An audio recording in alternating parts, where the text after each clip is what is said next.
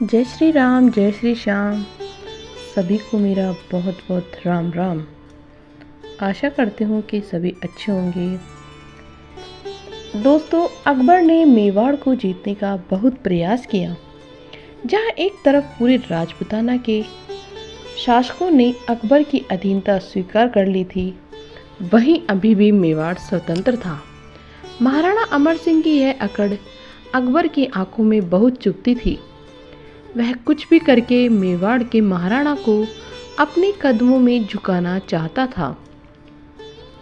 उसने मेवाड़ का अनेक आक्रमण किए, लेकिन सब असफल रहे। अकबर का प्रमुख सेनापति राजा मान सिंह, कछुआ और सलीम और खुद अकबर भी मेवाड़ को जीतने में असफल रहे। अकबर की खुद मेवाड़ से खाली हाथ वापस लौटा था। 1600 ईस्वी में अकबर ने महाराणा अमर सिंह को पराजित करने के लिए सलीम को भेजा था, परंतु वह खाली हाथ वापस लौट आया। इसका प्रमुख कारण था सलीम की लापरवाही। उसको मेवाड़ को जीतने में कोई दिलचस्पी नहीं थी। वह तो उस समय मुगल बादशाह बनने के सपने देख रहा था। महाराणा अमर सिंह ने उसकी लापरवाही का पूरा फायदा उठाया। मेवाड़ में जगह जगह मुगल सेना को हार का सामना करना पड़ा और अंत में सलीम को भी खाली हाथ वापस लौटना पड़ा। परंतु अब तो उसने मुगल बादशाह बनने का निर्णय तो ले ही लिया था। 12 अगस्त 1602 ईस्वी को अकबर का सबसे विश्वास पात्र में से एक अबुल फजल दक्षिण से आगरा लौट रहा था। सलीम ने ग्वालियर के समीप ओरछा के राजा वीर सिंह बुंदेला की मदद से अबुल फजल को मरवा दिया।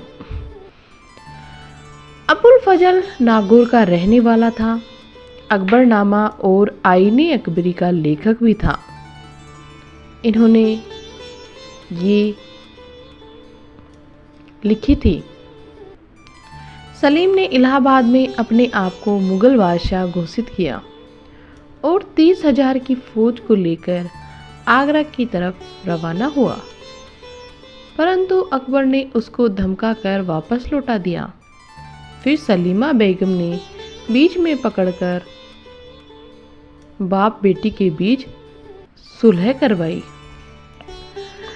सलीम ने अकबर से माफ़ी मांगी और अकबर ने भी सलीम को माफ़ कर दिया। उधर महाराणा अमर सिंह ने मुगलों की नाक में दम कर रखा था। महाराणा मेवाड़ के निकटवर्ती मुगल थानों पर तबाही मचा रहे थे। अब अकबर महाराणा अमर सिंह से काफ़ी बौखलाया हुआ था। उसने एक बार फिर से सलीम को मेवाड़ पर आक्रमण करने भेजा। 1603 ईस्वी में सलीम भारी भरकम फौज के साथ मेवाड़ की तरफ रवाना हुआ। सलीम के साथ आमेर के राजा मान सिंह और जगन्नाथ कछुआ जैसे राजपूत शासक थे। इसके अलावा सादिम खां, हाशिम खां जैसे मुगल शिल्प सलाहकार भी सलीम के साथ थे।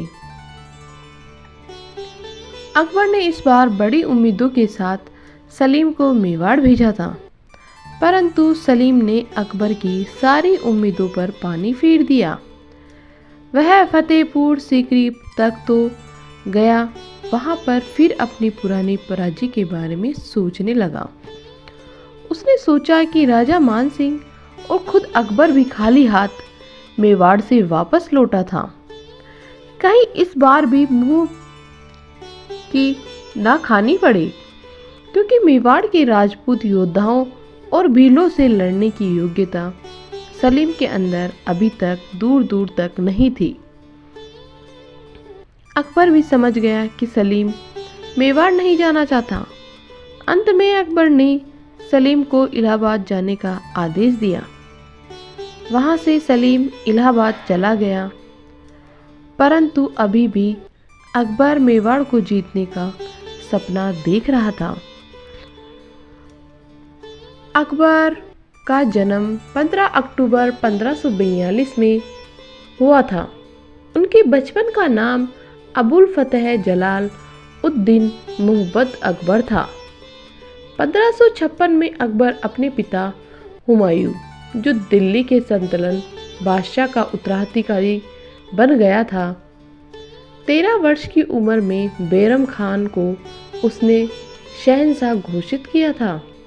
क्योंकि उस समय अकबर एक किशोर था, इसलिए उसके बड़े होने पर बैरम खान ने उसकी जगह शासन किया था। अकबर को उसके कई उपाधियों के कारण उसे द ग्रेट का उपनाम भी दिया गया था। मोहम्मद जलालुद्दीन अकबर के नाम से प्रसिद्धि पाने वाले मुगल शासक थे। उन्हें इतिहास में सबसे सफल मुगल शासक के रूप में जाना जाता है। यह एक ऐसा राजा बना जिसे दोनों संप्रदायों हिंदू और मुस्लिम को प्यार से स्वीकार किया, इसलिए इन्हें जिल-ए-लाही के नाम से नवाजा गया। अकबर के शासन से ही हिंदू मुस्लिम संस्कृति के बीच संगम हुआ, जो कि उस वक्त की नक्काशी से साफ जाहिर होता है। मंदिरों और मस्जिदों में समागम हुआ, दोनों को समान सम्मान का दर्जा दिया गया। अकबर महान को मुगल वंश के सबसे शक्तिशाली बादशाहों में शुमार थे। उन्होंने हिंदुस्तान के अधिकांश राज्यों पर मुगल सल्तनत के साम्राज्य बनाए थे। उन्होंने सिर्फ 13 वर्ष की उम्र में ही मुगल साम्राज्य की सत्ता संभाली थी। इस तरह से अकबर की जीवनी है ये, जिससे हमें उनकी सल्तनत, जोधा अकबर, हिस्ट्री इन हिंदी व अन्य जानकारी प्रदान करेंगे। तो दोस्तों, ये है मुगल बादशाह की कहानी। अगर आपको वीडियो पसंद आया है तो वीडियो को लाइक करें और चैनल को सब्सक्राइब जरूर करें।